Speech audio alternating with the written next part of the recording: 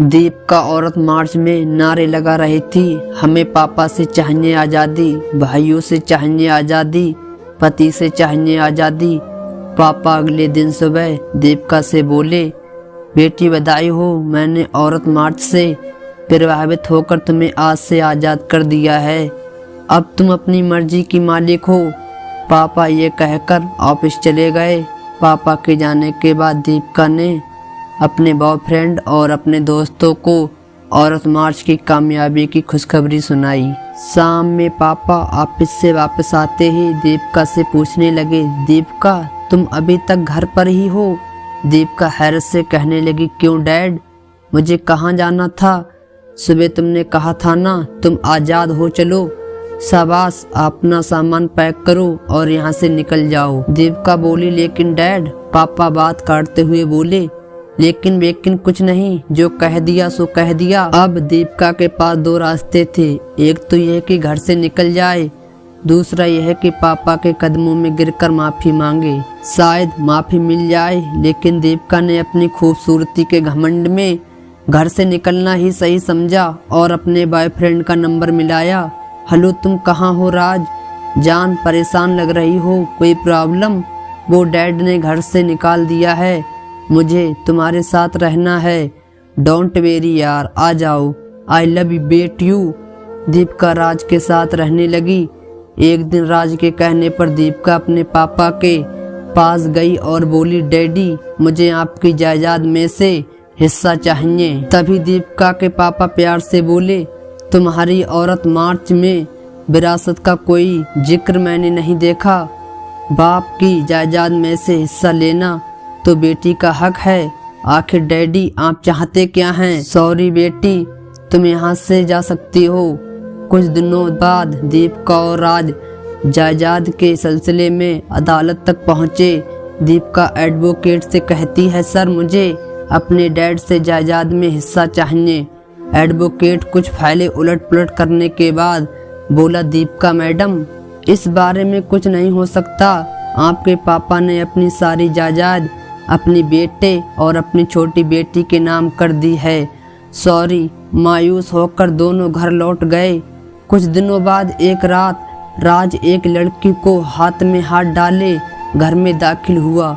दीपिका यह मंजर देखकर सब पक्का गई और राज को सबलियां नजरों से घूरने लगी। दीपिका इससे मिलो, यह प्रिया है, मेरी मंगेतर। मेरे पेरेंट्स ने इनसे मेरी शादी अरेंज कर दी है और दीपिका तुम्हें अब यहाँ से जाना होगा। परिवार में बहुत बातें बन रही हैं, तुम चाहो तो एक दो दिन और रुक जाओ, लेकिन जाना तो है ही। ओके बाय राज। ये कहते हुए दूसरे कमरे में चला गया। वह रात दीपिका पर बहुत भारी गुजरी। उसे अपने पिछड़ा परिवार, लुटी इज्जत का ख्याल तड़पाने लगा। अगले दिन वह छोटा सा बैग थामे राज के घर से एक अनजान मंजिल की तरफ निकल पड़ी। थोड़ी देर बाद वह बस स्टॉप पर इस हाल में खड़ी थी कि आज उसके पैर कांप रहे थे। दिल की धड़कनें रुकने का नाम नहीं ले रही थीं। आंखें उखड़ने को बेताब थीं। अचानक उसके दिल में एक ख्याल आया और फिर वो मोबाइल निकालकर बारी बारी अपने दूसरे बॉयफ्रेंड्स को कॉल करने लगी। पहले बॉयफ्रेंड ने कॉल रिसीव नहीं की। दूसरे बॉयफ्रेंड ने दीपिका का दुखड़ा सुनने के बाद बोला, यार मेरे पास जगह ही नहीं है। तीसरा बॉयफ्रेंड, मैं तुम्हें जरूर अपने पास बुला लेता, लेकिन मैं एक दो दिनों में बिजनेस के सिलसिले में बाहर जा रहा हूँ, सॉरी डियर। चौथा बॉयफ्रेंड, बेबी मैं तुम्हें बहुत चाहता हूँ, पर क्या करूँ, मेरे परिवार के सभी लोग बहुत बातें बनाएंगे, तुम कुछ और देख लो। सबके जवाब सुनकर दीपिका का दिल मचल गया। आंखों से आंसुओं का बांध टूट गया।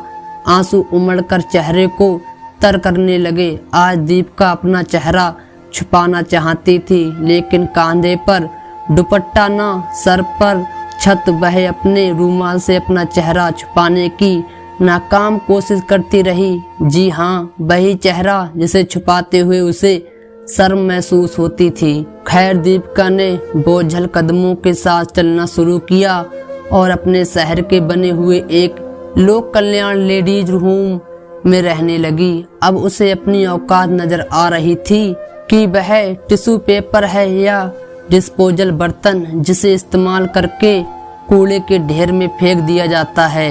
यह दुनिया गोल है। दीपिका जिस मर्द से आज़ादी का नारा लगाकर चली थी, आज वह जिस विभाग के रहमो करम पर है उसका मालिक भी एक मर्द ही है। नौकर भी मर्द, सामान के लिए दान इकट्ठा करने वाले भी मर्द, दान देने वाले भी मर्द और गार्ड भी मर्द। जी हाँ, वही मर्द जो दीपिका को बाप और भाई और पति के रूप में बिल्कुल भी पसंद नहीं थे। तो दोस्तों, ये थी हमारी आज की कहानी। उम्मीद करते हैं आपको पसंद आई होगी। आपका क्या कहना इस कहानी के बारे में कमेंट करके हमें ज़रूर बताएं। वीडियो को लाइक करके चैनल को सब्सक्राइब कर लीजिए, साथ में घंटी को दबाकर ऑल पर सेट कर लीजिए ताकि आने वाली वीडियो आपको तुरंत मिले। तो दोस्तों, मिलते हैं एक और नई कहानी के साथ। तब तक के लिए धन्यवाद।